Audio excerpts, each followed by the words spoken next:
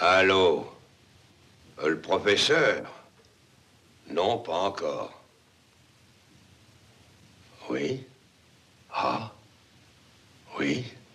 Bon, je vais lui dire dès qu'il aura fini. Parmi les nouvelles espérances données à l'homme, la plus grande n'est-elle pas de retrouver une part de sa jeunesse physique? Cette espérance, l'hétérogreffe nous l'apporte. Mais l'hétérogreffe, c'est-à-dire la transplantation sur un être humain de tissus vivants ou d'organes prélevés chez un autre, n'était possible jusqu'ici que lorsqu'on se trouvait en présence de deux individus présentant une parfaite identité biologique. Il s'agit donc pour nous de modifier biologiquement la nature de l'organisme destiné à recevoir des tissus vivants étrangers. Une de nos méthodes consiste à détruire, au moyen de fortes radiations de rayons X, les anticorps qui font obstacle à l'hétérogreffe. Seulement ces radiations doivent pour cela être portées à une intensité telle que l'être humain n'y survit pas. On pratique alors l'exsanguination. On vide de son sang jusqu'à la dernière goutte le sujet irradié.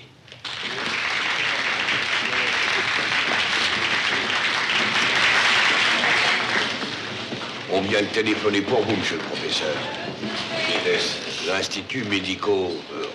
la morgue, quoi. Il faut que vous y alliez tout de suite.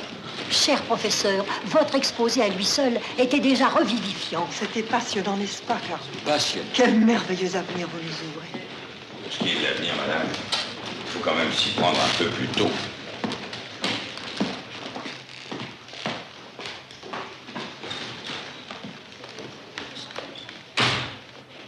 Comme il a changé depuis la disparition de sa fille, il vous a de ces réflexions bizarres.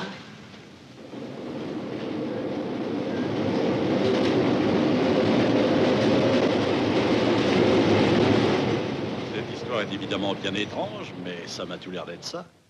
Quand la fille du professeur Génessier a disparu de la clinique, il paraît que sa figure n'était encore qu'une plaie. Évidemment, cette disparition du masque épidermique confirme votre supposition.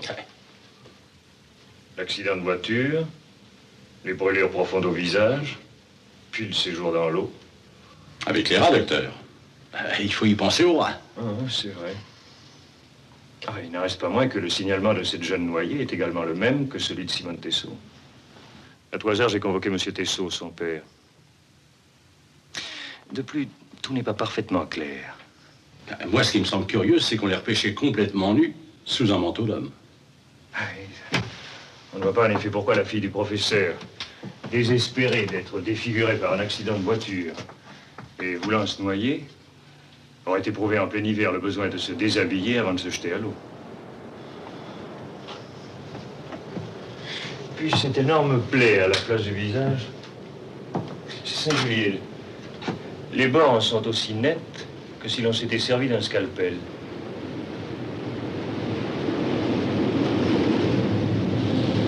Ah, le voilà.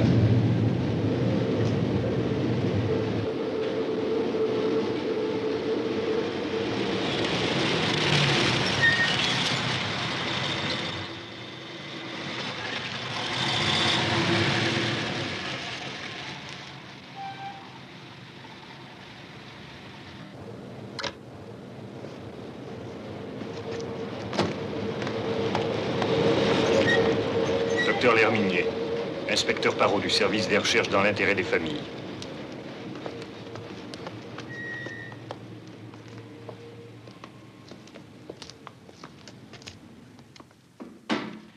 Monsieur le professeur, je déplore infiniment les tristes circonstances qui nous font nous rencontrer. Expliquez-moi. Ce matin, dans la Seine, deux mariniers ont repêché le corps d'une jeune fille. Et son séjour dans l'eau correspond à peu près au temps qui s'est écoulé depuis que mademoiselle Génessier a disparu de la clinique. Le signalement concorde. Le visage est endommagé. Seuls les yeux sont intacts.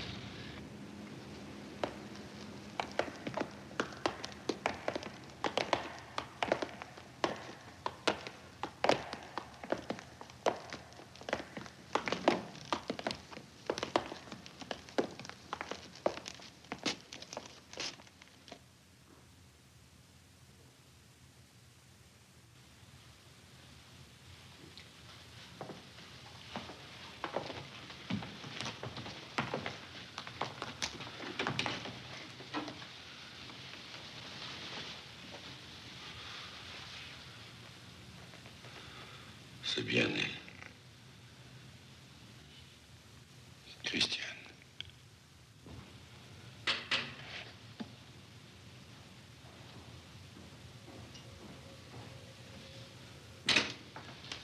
Monsieur Tessot est là, docteur. Dites-lui que l'identification est faite et ne laisse aucun doute. Il ne s'agit pas de sa fille. Bien, docteur. Je l'avais convoqué au cas... Oui, bien sûr.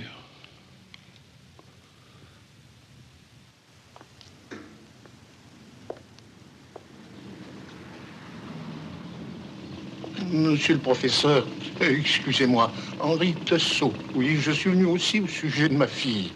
Et le gardien m'a dit que c'était la vôtre. Est-ce que vous êtes certain, monsieur le professeur? Très certain. Hélas, monsieur, trop certain. Oh, ça m'a donné un tel coup tout à l'heure quand ils m'ont téléphoné. J'ai cru devenir fou. Mais oui, 10 jours, monsieur, qu'on n'a pas vu Simone. Il faut qu'il lui soit arrivé quelque chose, hein? Je trouve curieux, monsieur, que ce soit moi qui dois vous réconforter. Après tout, vous, il vous reste un espoir.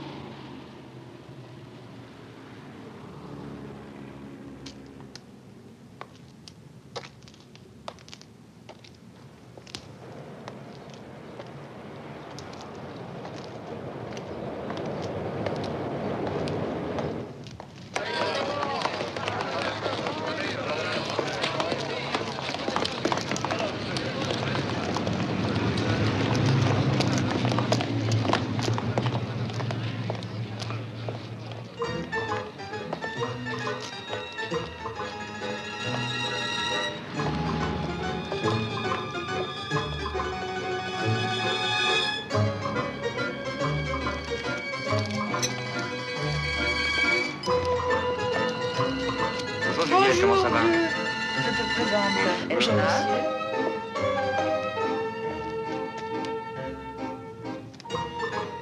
Au revoir. Bon, alors salut. Au revoir, Jésus. Allez, au revoir. Si elle est très ennuyée, elle cherche une chambre. Trouve rien.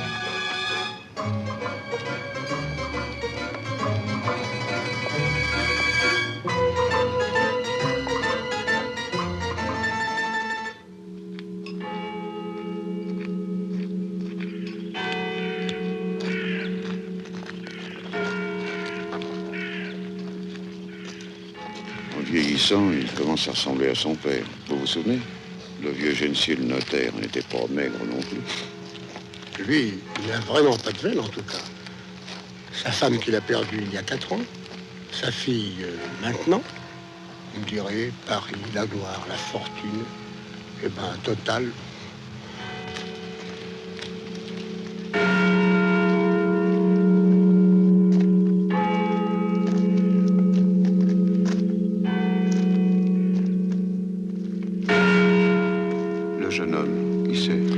C'était le fiancé de la petite, un docteur.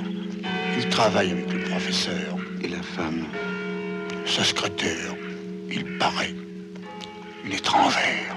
Elle a l'air toute retournée.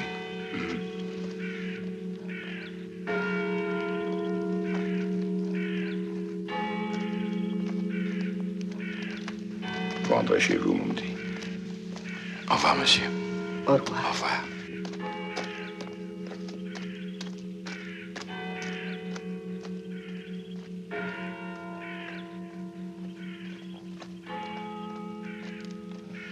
Non, pardon. J'aime l'ordre.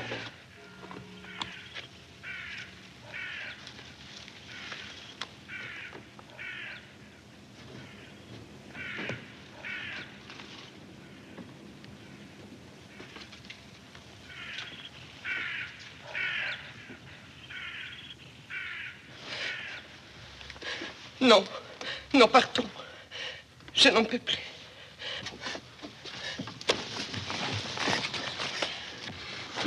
Tais-toi.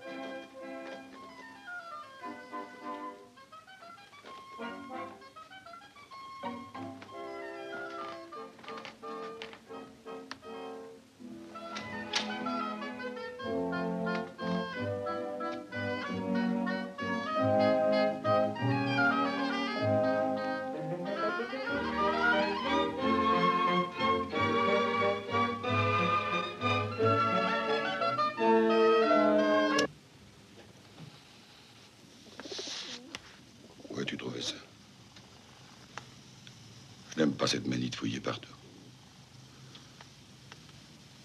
Je n'ai pas encore eu le temps de t'expliquer, ma petite fille. Bien sûr, tu vois ton nom encadré de noir. Bien. Qu'est-ce que tu imagines? Je n'ai pas besoin d'imaginer. Je vois des choses horribles. Je les vis. Qu'est-ce que tu as encore fait? Ce qu'il fallait faire. Pour ton bien. Toujours pour ton bien, Christiane. Se faire part, c'est une simple substitution de nom.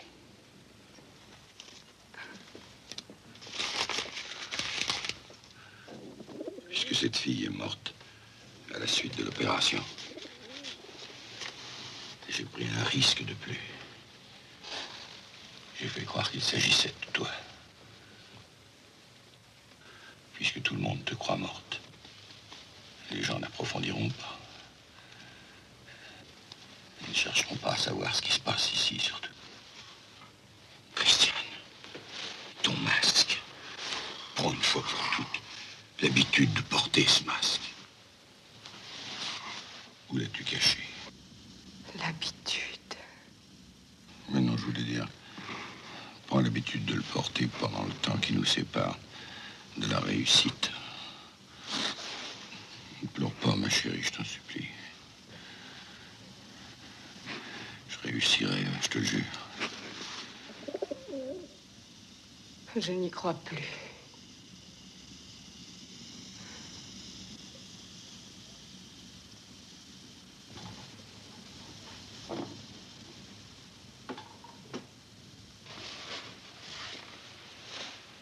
Tu n'as aucune raison de douter de moi.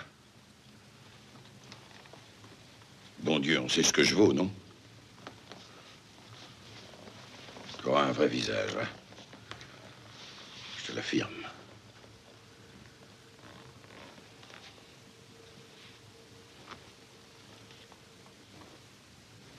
On m'a enlevé les miroirs. Mais il y a les vitres qui me reflètent quand la fenêtre est ouverte. Il y a tout ce qui brille. La lame des couteaux. Le bois verni. Ma tête me fait peur. Mon masque me fait plus peur encore. Soyez confiante, Christiane. Regardez-moi. Est-ce qu'il n'a pas déjà réussi sur moi? Vous aviez un visage, vous. Abîmé peut-être, mais pas détruit comme le mien. Il me ment. Il me ment parce qu'il sait que c'est sa faute. Sa faute? Un accident de voiture. Le hasard. Le hasard. Son besoin de dominer tout le monde, même sur une route. Il conduisait comme un dément. J'allais mourir après l'accident. Pourquoi a-t-il tout fait pour que je vive? Je voudrais être aveugle, morte. Christiane.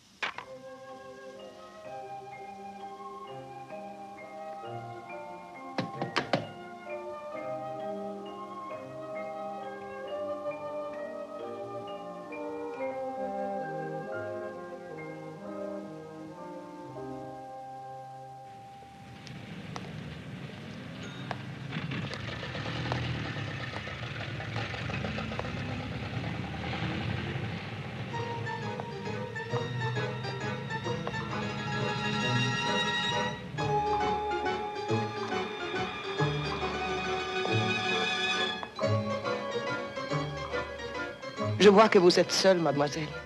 Si vous voulez profiter de ce billet, une amie devait venir avec moi, mais elle n'est pas là. Mais avec plaisir, madame. L'ennui, c'est que je n'avais pas l'intention de prendre une place trop chère. Mais rassurez-vous, ce billet, je vous l'offre. Merci.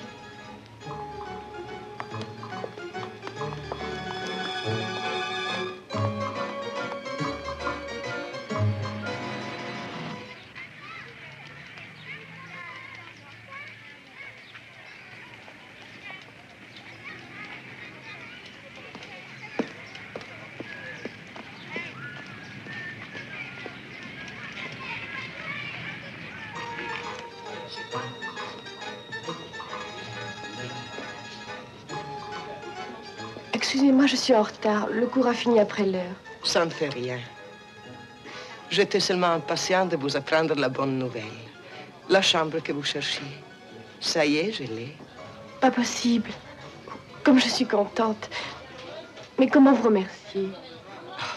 Vous me remercierez quand vous aurez vu la chambre. Je crois qu'elle vous plaira. Quel quartier? Un très joli quartier. Madame Désir?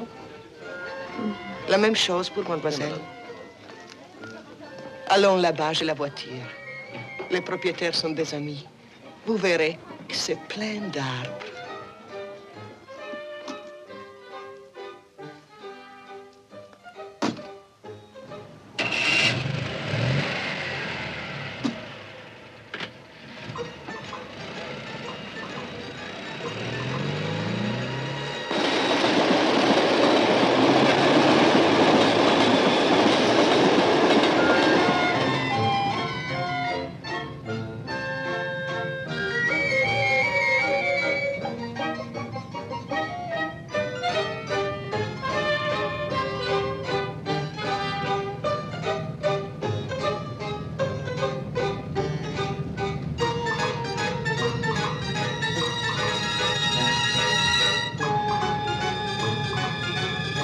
Ça a l'air très loin.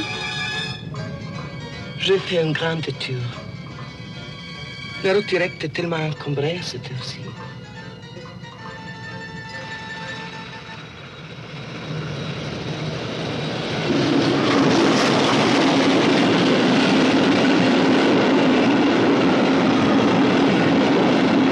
Et voici le train qui vous amènera tous les jours à Paris.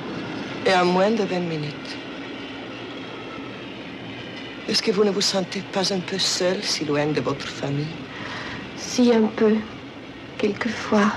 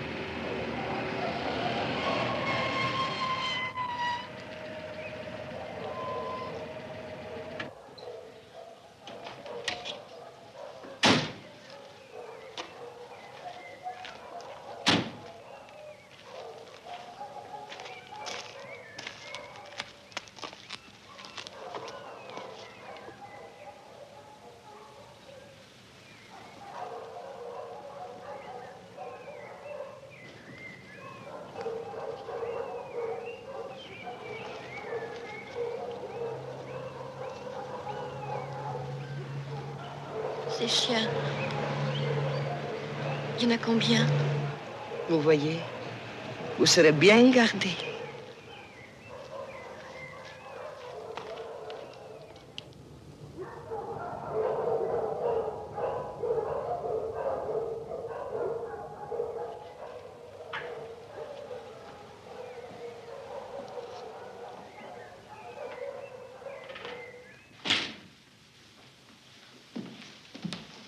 Mademoiselle Edna Gruber, Monsieur Dormeil. Heureux de vous rencontrer, mademoiselle. Un peu de Porto pour vous remettre de ce petit voyage. Non, merci, monsieur. Je ne voudrais pas trop m'attarder. Oh, ne sommes pas si pressés.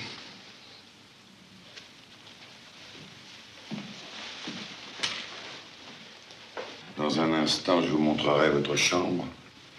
Elle donne en plein sur les arbres. Je suis sûr qu'elle vous conviendra. Je ne sais pas. Il faut que je réfléchisse. Non, non. D'abord, la chambre, il faut que vous la voyiez.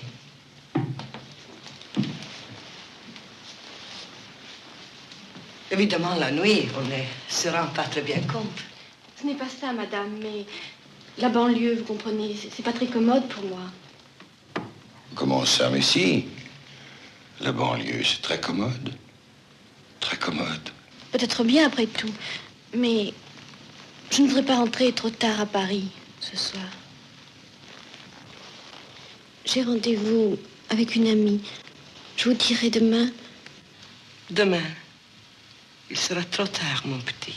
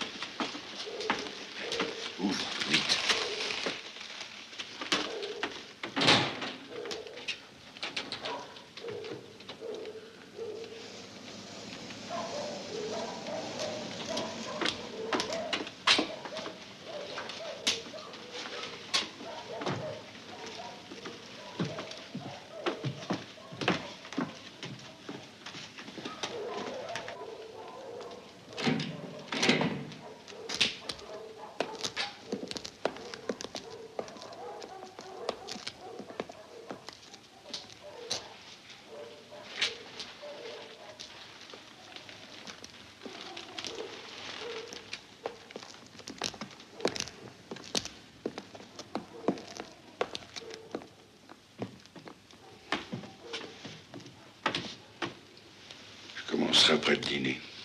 Mais cette fois, il faut que je prélève un greffon plus large. D'une seule pièce. Et sans coupure.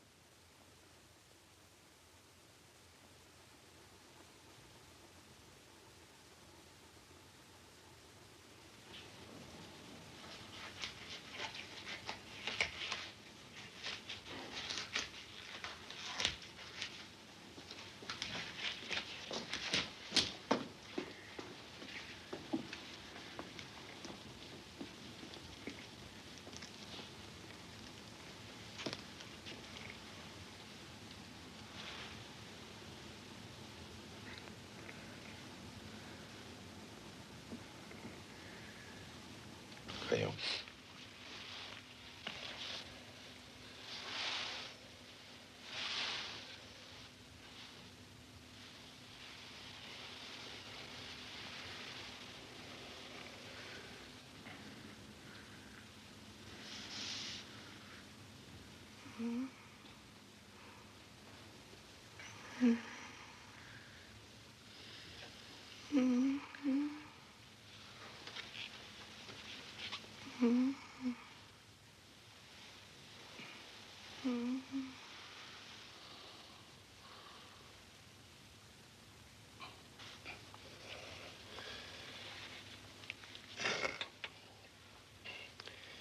Story.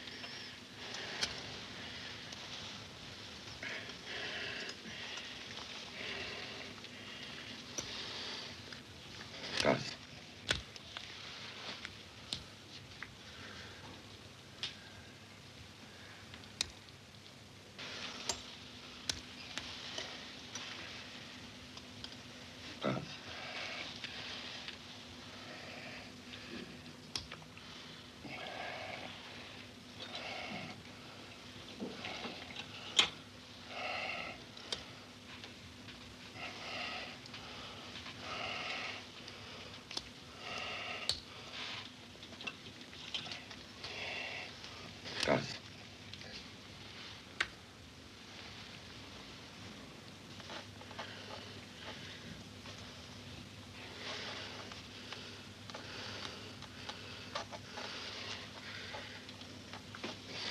Grazie.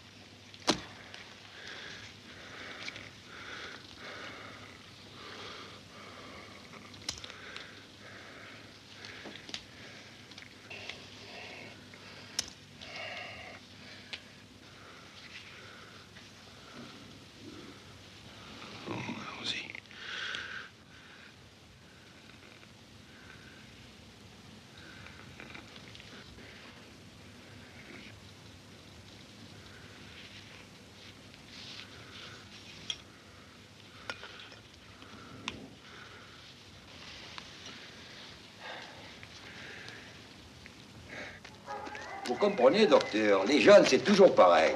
Ils aiment les animaux quand ils sont petits. Après, quand ils sont grands, ils mangent trop, alors on les abandonne en forêt. Moi, j'estime qu'on ne doit jamais faire les choses à moitié. Oui, bien sûr. Surtout que ce qui est le plus facile, c'est la dernière moitié. Oui. Allez.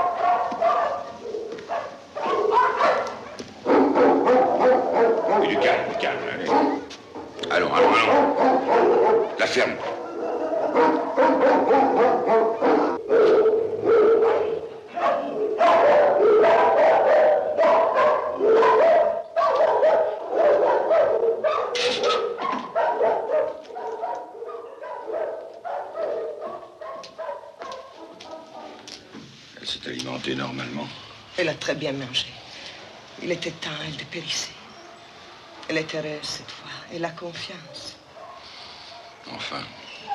Je lui ai fait voir que ça se cicatrise bien cette fois. Je refais le pansement. En dessous, c'est net. C'est parfait. Beaucoup mieux qu'hier, tu verras. J'ai si peur. Non, tu as tort. Moi aussi, j'ai confiance cette fois. Moi, j'espère, c'est tout.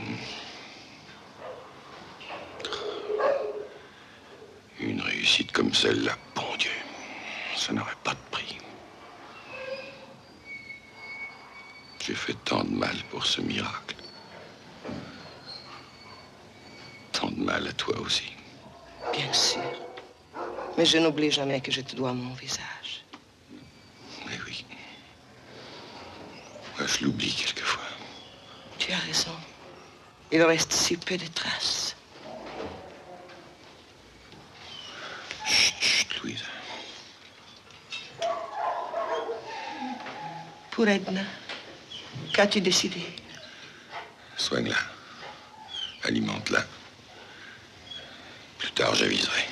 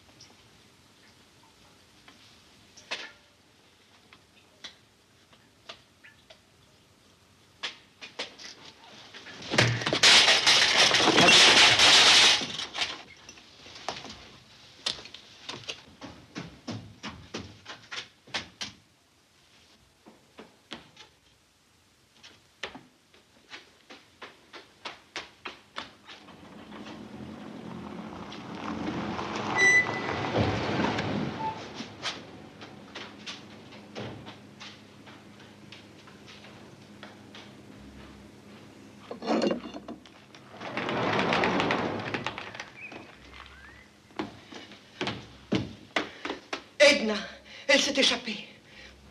Par là.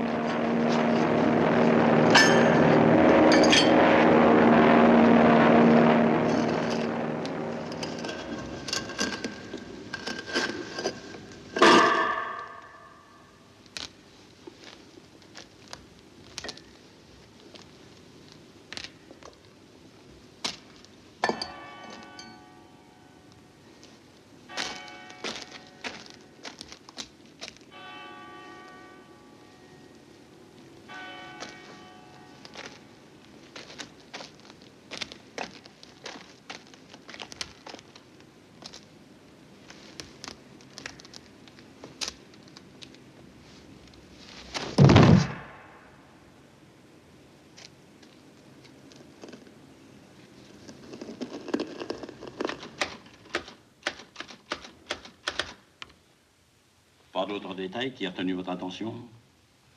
Enfin, non. Ah, si. Ah. Edna m'a dit que cette femme portait toujours un très large collier de perles. Vous voyez ce que je veux dire? Un collier très haut, très serré.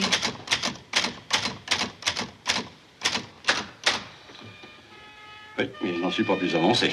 Ah, bon, merci. Si vous voulez signer.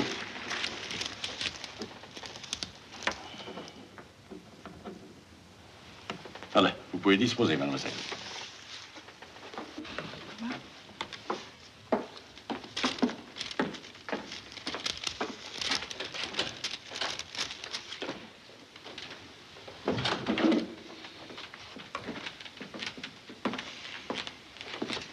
Jolie fille, hein? Et toujours la série des filles aux yeux bleus. Toujours. Et toutes des étudiantes, même âge, même genre de beauté. Et toutes disparues mystérieusement. Et celle-là, c'est une Suisse, alors tu imagines l'ambassade, les coups de téléphone. Oh, ouais. Dites-moi, puisqu'on est dans les séries des filles aux yeux bleus, la mienne, la petite, là, qu'est-ce que je fais d'elle? Oh, elle a fauché un truc dans un magasin. Ah ben, passe-lui un savon et laisse-la filer. Bon. Prends quand même son adresse. Ça peut servir.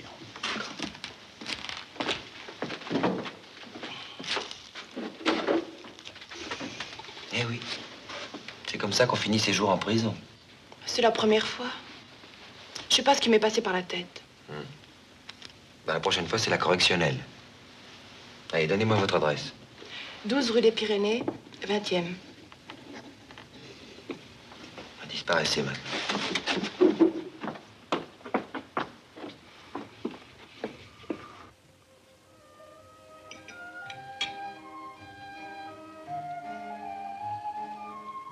J'étais sûr de réussir. Et dire que tu doutais de moi. Maintenant, tu as ton beau visage. Ton vrai visage. Tu vas pouvoir revivre. C'est vrai. Mais il faut aussi que je ressuscite pour les autres.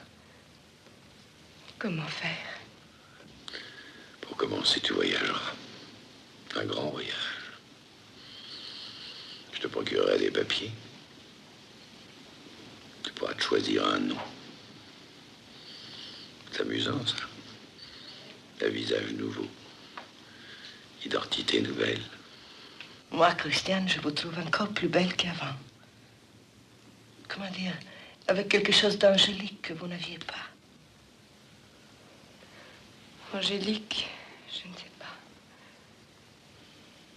Quand je suis devant la glace, j'ai l'impression d'être devant quelqu'un qui me ressemble et qui revient de très loin. Très loin. Et Jacques? Oui, oui. Oui, Jacques. Évidemment. Ça pose un problème. Je lui expliquerai. T'aime tellement. Tu seras très heureux. Souris. Souris. Pas trop.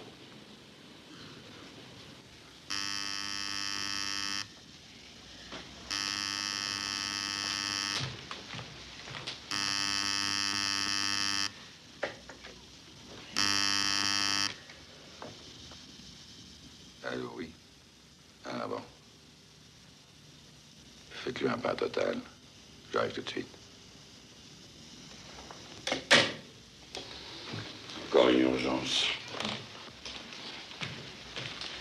Vous m'accompagnez. Je suis désolé, ma chérie.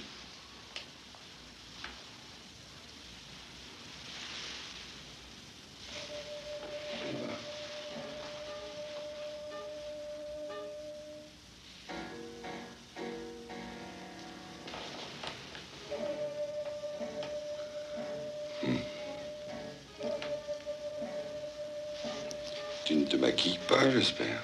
Non. Pourquoi?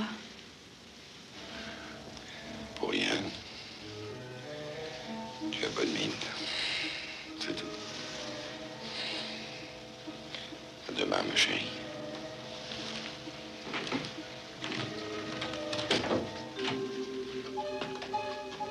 Je ne serai pas très longue. Je reviendrai vous dire bonsoir.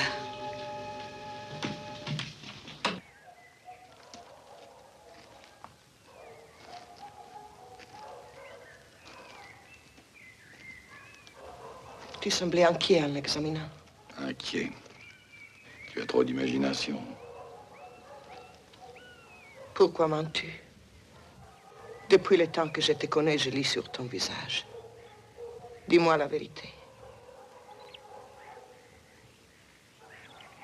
C'est raté.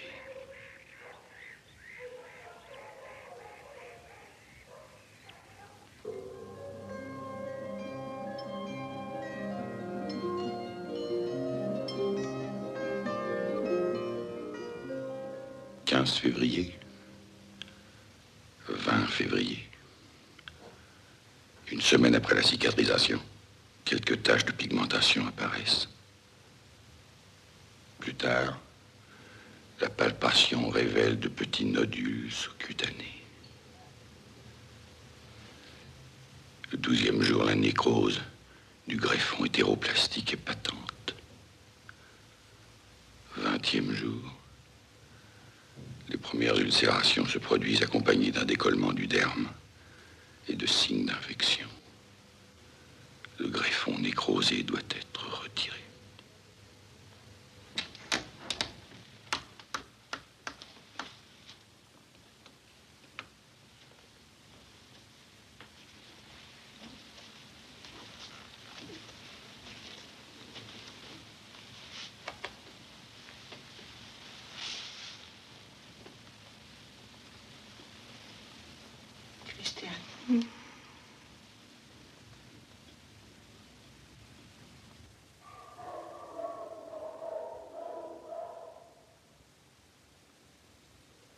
Avec le premier chien venu, tout est possible. Ah, voilà. Il faut se contenter de cette chiennerie.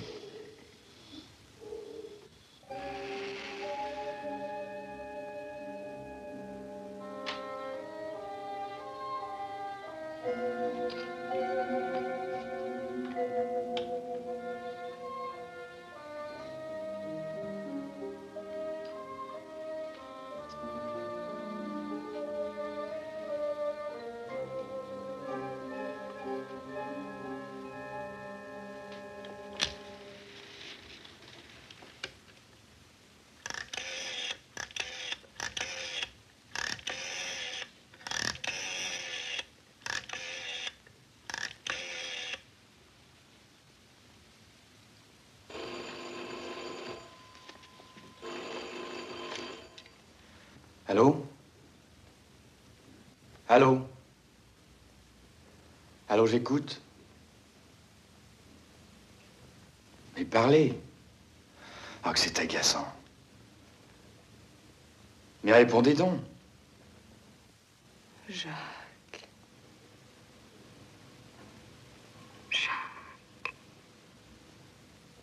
Christiane. Christiane, vous êtes folle. À qui téléphoniez-vous? Ma personne? Est-ce que vous vous rendez compte de votre imprudence? Oui, je sais. Les morts doivent se taire. Mais alors que je devienne morte pour de bon, je n'en peux plus. Ne plus oser se regarder. Ne plus oser porter la main sur son visage. Avoir peur d'y sentir les sillons, les crevasses. Cette peau comme de la peau de ruche. Calmez-vous, mon petit. Faites-lui confiance. Il va réussir, j'en suis sûre. Vous mentez. Il ne réussira jamais, je le sais. Il continuera sur moi ses expériences comme sur ses chiens. Un cobaye humain, quelle aubaine pour lui. Vous n'avez pas le droit de dire cela. Je veux mourir. Je vous en supplie. En bas, il y a des ampoules. Ces piqûres qu'on fait aux chiens quand tout a raté. Par pitié. Christiane, taisez-vous. Il faut me tuer. Je n'en peux plus. N'en peux plus.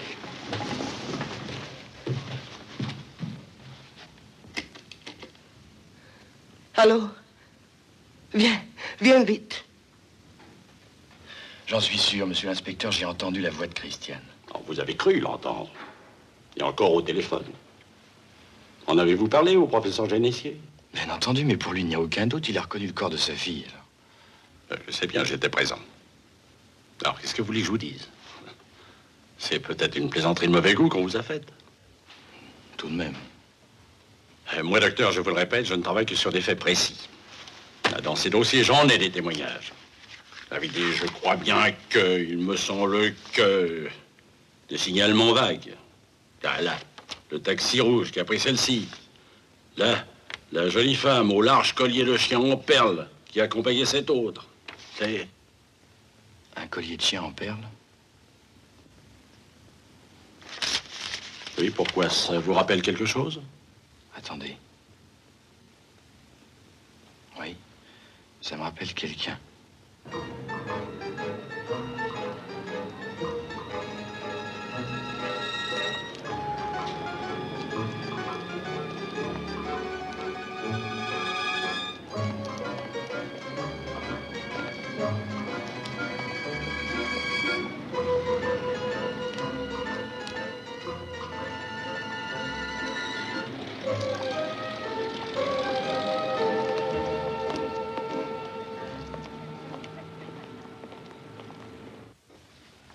Vous m'aviez pourtant dit l'autre jour que tout était fini. Je l'espérais, mademoiselle Paulette Mérodon. Mais l'affaire a suivi la filière. On m'a trouvé trop indulgent. Alors, si je comprends bien, je suis fichue. C'est la prison. Le tribunal, d'abord. Le tribunal? Eh ben, tel que je les connais, mes parents, ils s'en remettront pas. Je pense à une chose. Il y aurait peut-être quand même un moyen d'éviter tout ça, mais... Évidemment, ça exigerait beaucoup de discrétion et un peu d'intelligence. Oh, avec moi, pour la discrétion, vous n'avez rien à craindre. Et pour l'intelligence... Enfin, si c'est pas trop compliqué. Non, vous allez voir. Il s'agit simplement d'un petit service à nous rendre. Qu'est-ce qu'il faudrait que je fasse? Vous faire décolorer, pour commencer. Vous dites ça pour rire. Non, ce n'est pas le genre de la maison. Il faut que vous soyez plus blonde, beaucoup plus blonde. Ça, je sais pas si ça m'ira. Aucune importance. Ensuite, vous irez chez un médecin qui vous fera hospitaliser dans une clinique. Mais je suis pas malade. Vous direz quand même que vous l'êtes. Pour les détails, tu vas la mettre au courant. À la clinique, vous vous plaindrez de maux de tête. D'ailleurs, je vais vous noter tout ça par écrit. Je vais vous donner un mot pour le docteur Glaise. Le docteur Glaise. Qui vous remettra une lettre pour le docteur Génessier. Allô, docteur Jacques Vernon? Oui, c'est moi. Ah, bonjour, monsieur. Comment dites-vous? Non, attendez, je note. Paulette.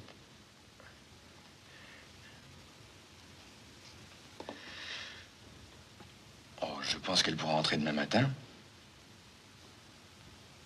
Oui, soyez tranquille, je ne la perdrai pas de vue. Oui, bien sûr, ce n'est que pour vérifier une hypothèse. C'est ça. S'il se passait quelque chose, je vous avertirai aussitôt. Au revoir, monsieur.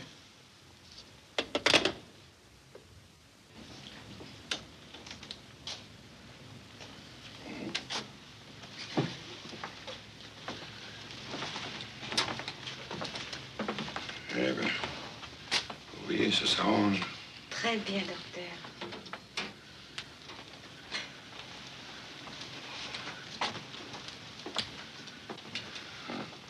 Mademoiselle est entrée ce matin. Médecin traitant. Docteur Glaise. Voici sa lettre.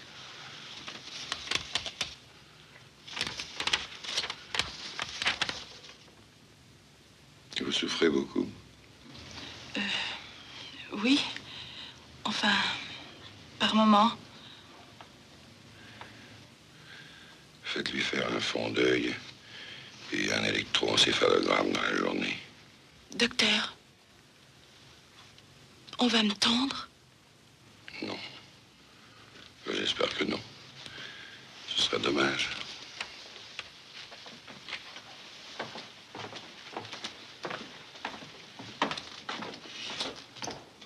Un électroencéphalogramme.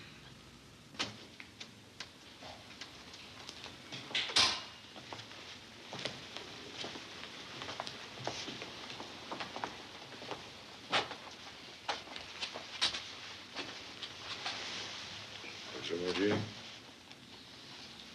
Tu n'as pas peur, hein? Sauf des amis. Chut, touche pas ton front. Tu vas me dire combien j'ai de doigts? Hein? Combien?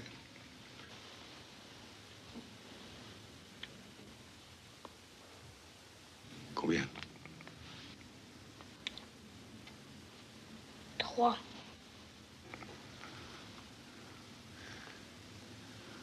Et cette fois, combien?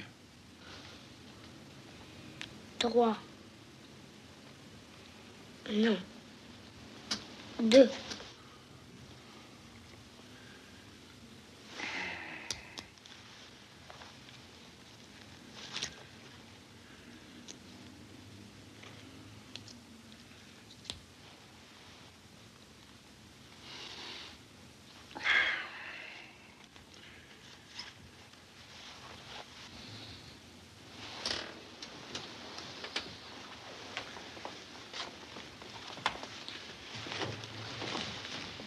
Alors, docteur, qu'est-ce que vous en pensez?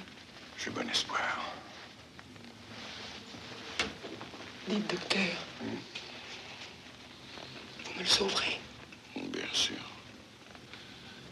Ayez confiance, allez.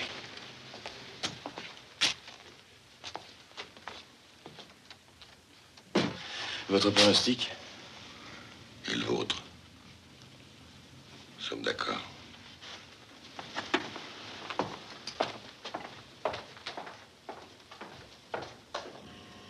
Fermez vos yeux. Ouvrez les yeux. Fermez-les.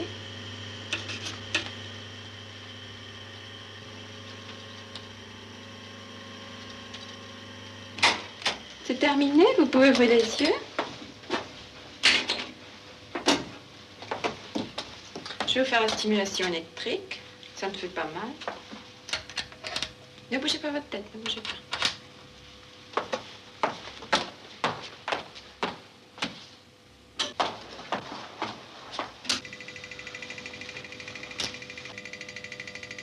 Fermez.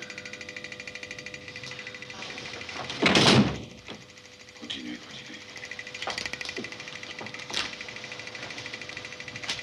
Ouvrez les yeux. Fermez. Ouvrez. Fermez. Ouvrez les yeux. Fermez-les.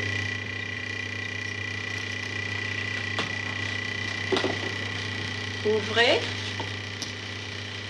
Fermez. Faites-moi apporter le tracé dès que vous aurez terminé. Bien, monsieur. Ouvrez vos yeux. Fermez-les. Voilà. Rien de suspect chez la petite Paulette Miroudon.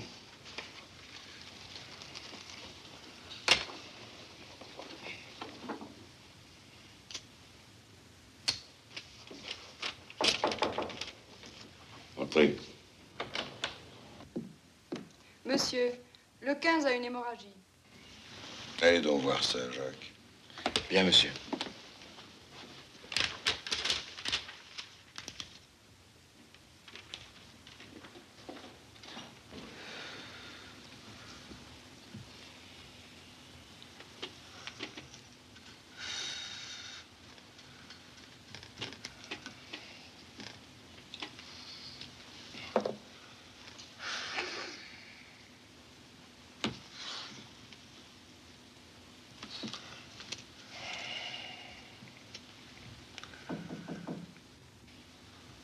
Entrez.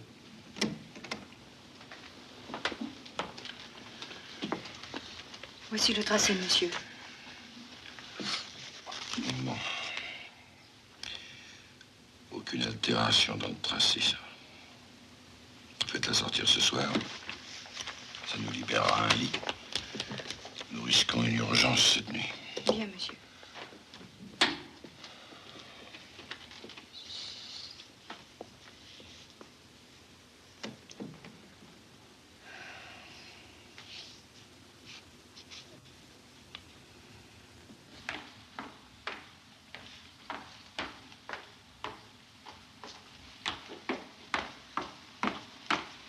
Pardon, madame, c'est bien à vous que je dois remettre ce bulletin. En effet, merci, mademoiselle. Est-ce que je peux téléphoner? Oui, pour Paris? Oui. Quel numéro? Botzaris 42 84.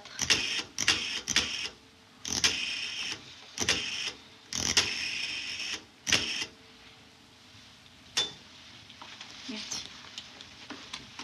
Allô, maman? C'est Paulette. Non, non, tout va bien. J'arrive. À tout de suite. Merci. Combien je dois? Oh, rien du tout. S'il vous plaît, qu'est-ce qu'il y a comme moyen de transport pour aller à Paris? Ah, vous avez l'autobus à gauche en sortant au rond-point. Un petit quart d'heure à pied. Merci, madame.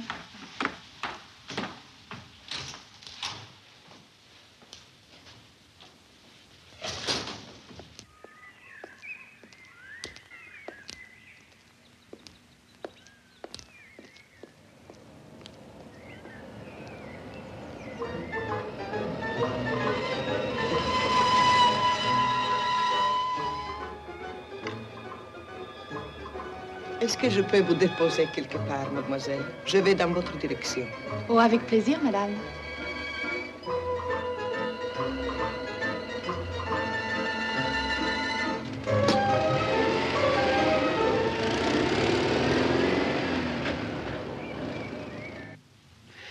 Allô, inspecteur Parot?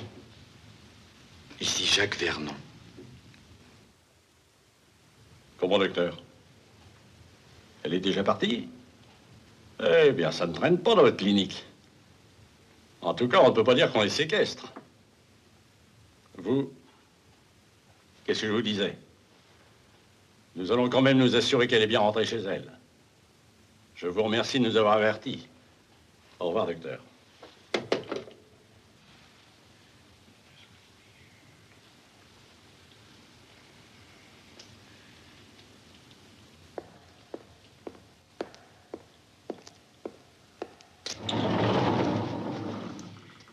Il y a deux messieurs qui vous demandent à la clinique.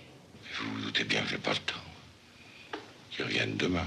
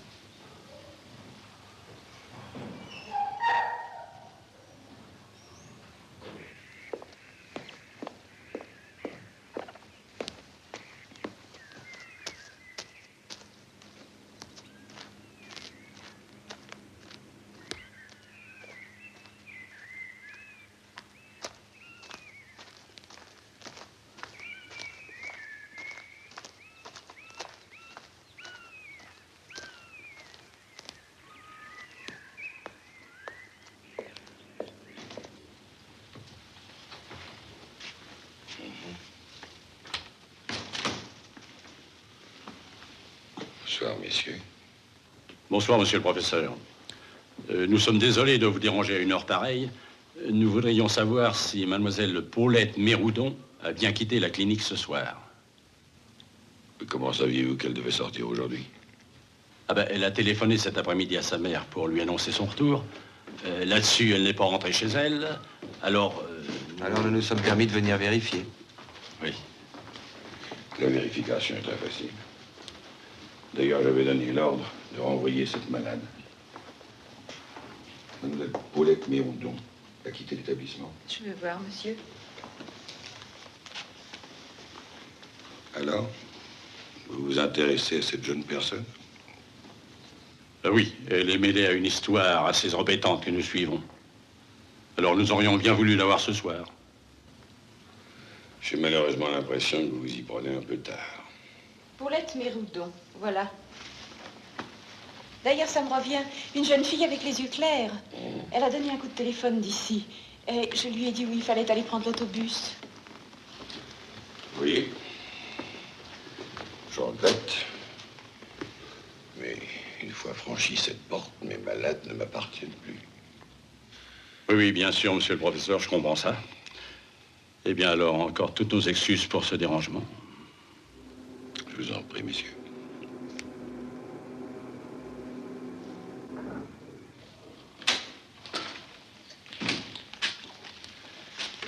Eh bien alors, bonsoir, monsieur le professeur. Bonsoir. Mon petit Jacques, puisque vous sortez, soyez gentil de raccompagner ces messieurs.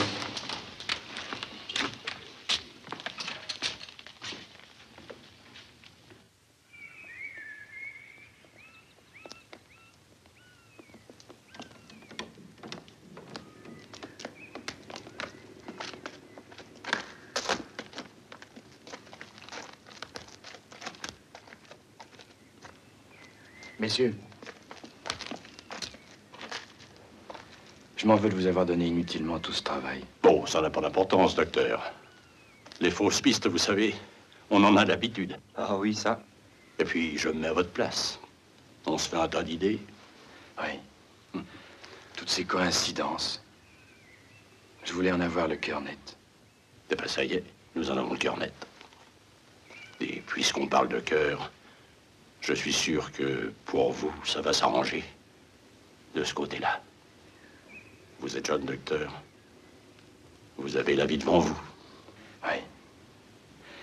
Merci, messieurs. Au revoir.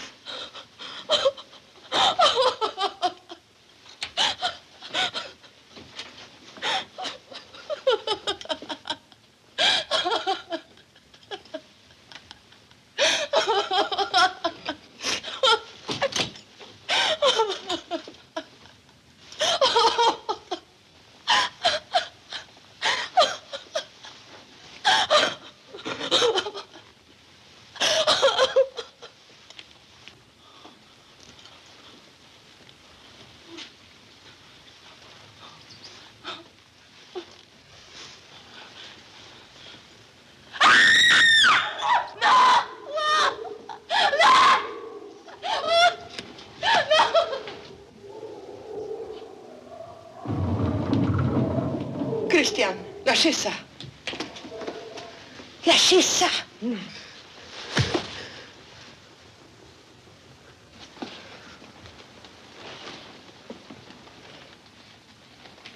Pourquoi ça?